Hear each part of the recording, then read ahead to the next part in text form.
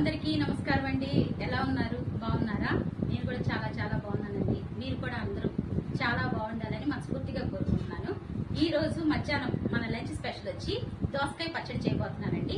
కావాల్సిన పదార్థాలు ఏంటో చూపించేస్తాను, వచ్చేసేయండి. చూసారండి, ఇక్కడ నేను ఒక పావు కేజీ ఉంది కాయ దోసకాయ. అది శుభ్రంగా చెక్కు తీసి ముక్కలు కట్ చేసి పెట్టుకున్నాను. దీనిలో కావాల్సినవి ఒక 100 గ్రాములు పచ్చిమిరపకాయలు, టమాటాలు 2, అలాగే ఒక గుప్పెడు వేరుశనగ గుళ్ళు వేపుకొని మంచిగా పెట్టుకోవాలి. చింతపండు ఎక్కువ వేసుకోరండి, 2 తనలో, కొత్తిమీర, కొంచెం కరివేపాకు. సాంబార్లోకి ఈ దోసకాయ పచ్చడి వేసుకొని తింటే సూపర్ గా ఉంటదండి. ఎలా చేయాలో చూపించేస్తాను, వచ్చేసే. 2 స్పూన్స్ ఆయిల్ వేసుకొని పచ్చిమిరపకాయలు వేసుకోవాలి. పచ్చిమిరపకాయలు పేలతాయండి, మూత పెట్టుకుని మగ్గనిచ్చుకోండి. ఇగో ఇందాక 2 టమాటాలు అవి కట్ చేసుకొని వేసుకున్నాను. తీసుకున్నాను కదా, చింతపండు ఎక్కువ వేసుకోరండి. చూసారుగా ఎంత కొంచెం వేసుకుంటున్నాను, ఈ కొంచెం మాత్రమే వేసుకోవాలి. వేసుకొని ఒక 5 నిమిషాలు అయితే చాలండి. ఈ పచ్చిమిరపకాయలు టమాటాలు కూడా చక్కగా మగ్గిపోతాయి. మంచిగా మూత పెట్టుకొని ఒక 2 నిమిషాలు 3 నిమిషాలు మగ్గనిచ్చుకోండి. చూద్దామండి ఒక 5 నిమిషాల తర్వాత ఎలా ఉందో. చూడండి, పచ్చిమిరపకాయలు టమాటాలు చక్కగా మగ్గిపోయినాయి. ఇలా ఉంటే చాలు. ఇప్పుడు బంద్ చేసుకుందాం, శుభ్రంగా కట్టేయండి. ఈ మిక్సీ జార్లో కొన్ని దోసకాయ ముక్కలు వేసుకొని, ఇందాక ఉంచాం కదా పల్లీలు వేపుకొని పెట్టుకోమన్నానుగా, పల్లీలు అవి వేసేసుకున్నాం.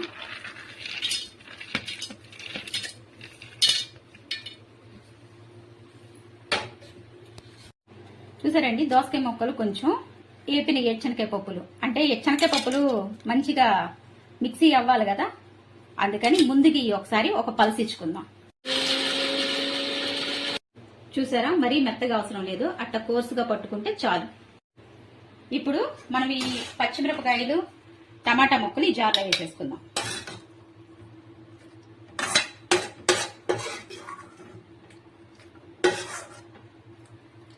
చిన్నులపాయలు ఒక 5-6 రెమ్మలు వేసుకోండి. వేసుకొని ఇది కొంచెం మిక్సీ పట్టుకోండి. కొంచెం సాల్ట్ వేసుకోండి, సరిపోను చూసి వేసుకోండి. ఇందాక తీసి పెట్టుకుని ఉంచుకున్నాం కదా కొత్తిమీర, ఇది వేసేసుకొని మిక్సీ పట్టుకుందాం.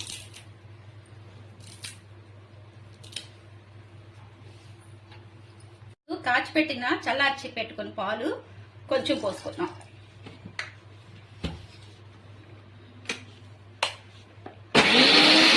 పట్టుకున్నంత నేను ఈ గిన్నెలో వేసుకున్నానండి. ఇప్పుడు ఈ గిన్నెలో వేసుకున్నది శుభ్రంగా కిందకి పైకి మంచికి కదుపుకుంటూ సాల్ట్ సరిపోయిందో లేదో చూసుకోండి.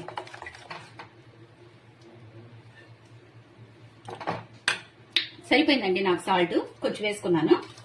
ఇప్పుడు ఇందాక సగం వేసుకున్నాం కదా దోసకాయ ముక్కలు, మిగతా సగం ఇందులో కలిపేసుకోవాలి. పచ్చి ముక్కలే వేసేసుకోవాలి.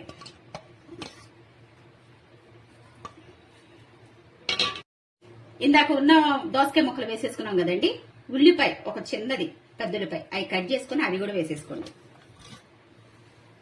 వేసుకొని ఇవి కూడా మంచిగా కలిసేలాగా తిప్పండి.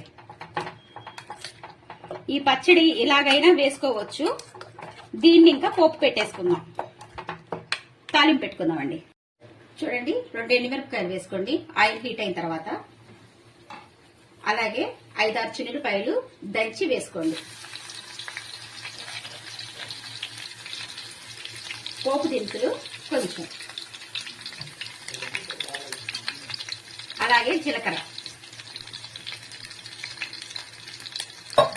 ఇప్పుడు ఇందాక కడిగి పెట్టుకొని ఉంచుకున్నాం కదా కరివేపాకు, అది వేసేయండి.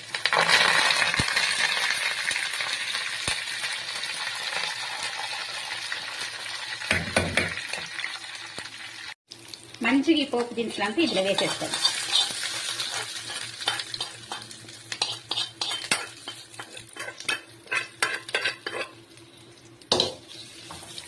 చూడండి, చక్కగా మంచిగా ఈ నూనె ఈ పచ్చడి అంతా కలిసేలాగా కలుపుకోండి.